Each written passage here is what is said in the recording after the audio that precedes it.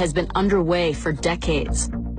Hundreds of thousands of African American men across the country have converted to Islam behind bars.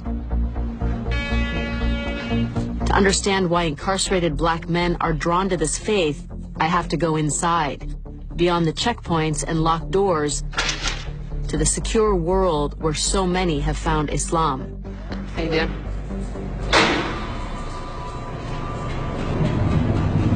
Allahu Akbar, Allahu Akbar, Allahu Akbar, Allahu Akbar. It's time for afternoon prayers, and the Muslim inmates in this California state prison are doing what was once forbidden, having an Islamic worship service. In the toughest jails in America, black prisoners are listening to a new voice of authority. Praise be to Allah, Lord of the worlds, the beneficent, the merciful, owner of the Thousands of hardened criminals are turning to Allah. alone we seek for help. Show us the straight path. All over the country, black Americans are converting to Islam, now the fastest growing religion in the United States.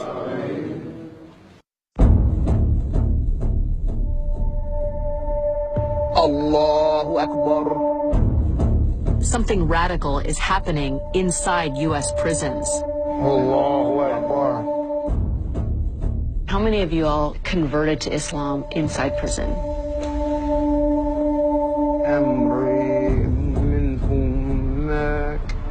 Once you study the truth, What was it about Islam that resonated with these men? It allows them to be men. Islam transforms heart. It changes the person totally.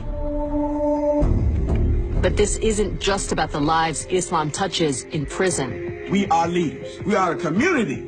Islam has been in this country for more than a century. It's about a community in America that has practiced the faith for generations. We are not a new face to Islam. But despite its history here, Islam is still deeply misunderstood. I do not feel oppressed. We love our brothers. We do. We really do. So yes, something radical is going on, but it's not what you think. Of the 3,832 inmates at Solano Prison, the chaplain estimates about 5% are practicing Muslims. The prison doesn't track religious identity, partly because it's so fluid. How many of you have been in here more than once? How many of you have been here more than 5 times?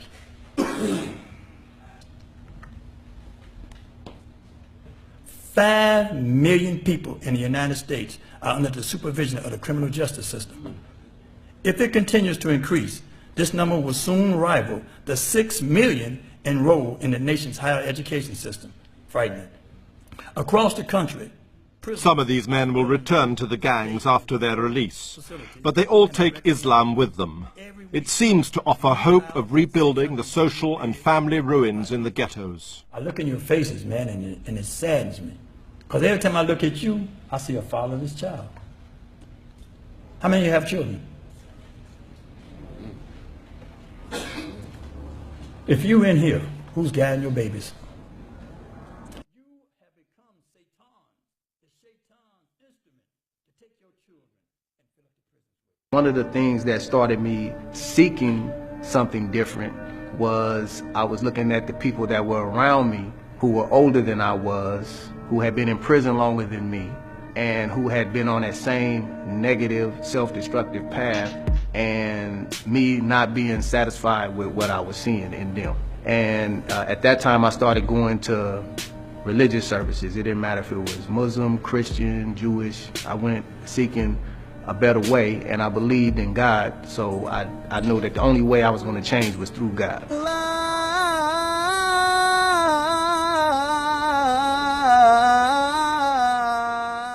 In a district of Chicago known as Terror Town, the Imam or priest, Rami Mohammed, leads Friday prayers.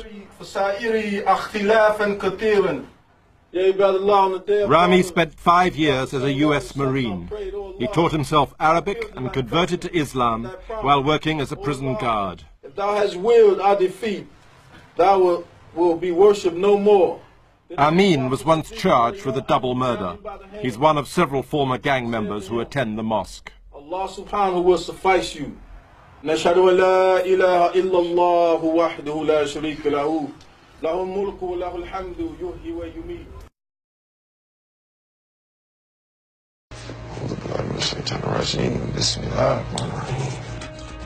I knew that I needed to search for God because I was doing wrong.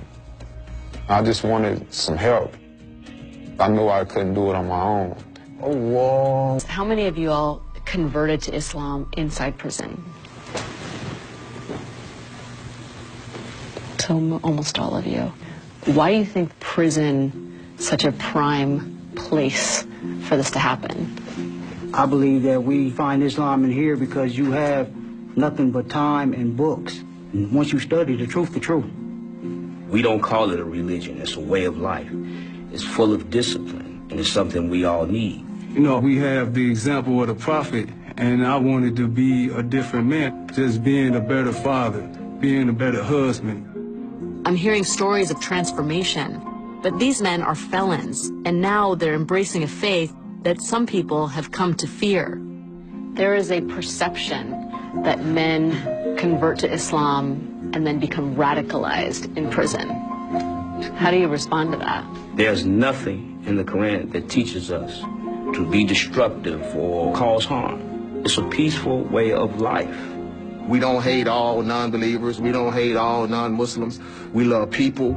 We love safety and security just like everybody else. So our responsibility as Muslims, when we get out, we have to show them that Islam is not what they generally see in the media. Kareem began working with Ismail, a prison chaplain, to learn more about Islam and how it could tame his anger. Everything I've been reading in the Quran, when I read in the morning, is always speaking about patience. Patience is half the faith. Things are going to come to you if you believe in Allah and you rely on Him. Over the past 17 years, Ismail has counseled hundreds of men like Kareem, many with violent pasts. Islam is founded on discipline and faith. Alcohol, drugs, and sex outside of marriage are forbidden. Moral virtues such as truthfulness, kindness, and patience are guiding principles. Allahu Akbar, Allahu Akbar, la ilaha illallah. La ilaha illallah.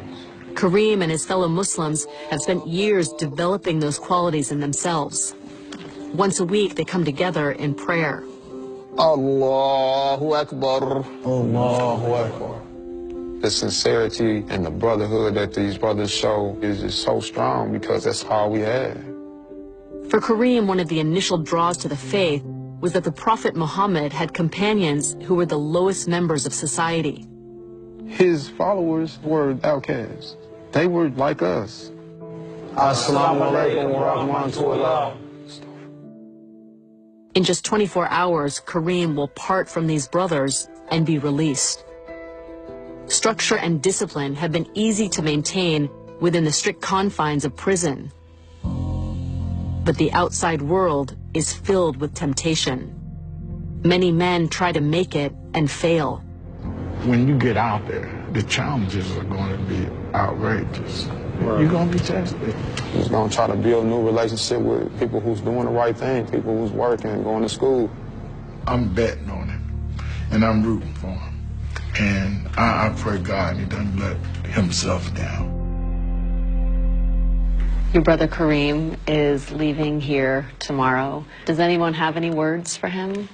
Hopefully I will meet you again out in the world. Forgive me, I'm getting emotional a little bit.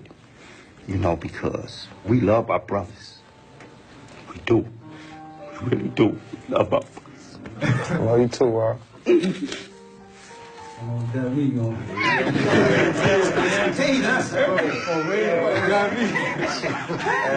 okay, Muslims are allowed to cry, come on. But in prison, you're supposed to have this manly facade that you're never supposed to cry, but We do, man. We do cry. We do. Things do get emotional. Kareem is clearly going to be missed. You know we love you. Love you too, man. Tomorrow, he leaves behind this brotherhood and takes his fortified faith and knowledge out into the world.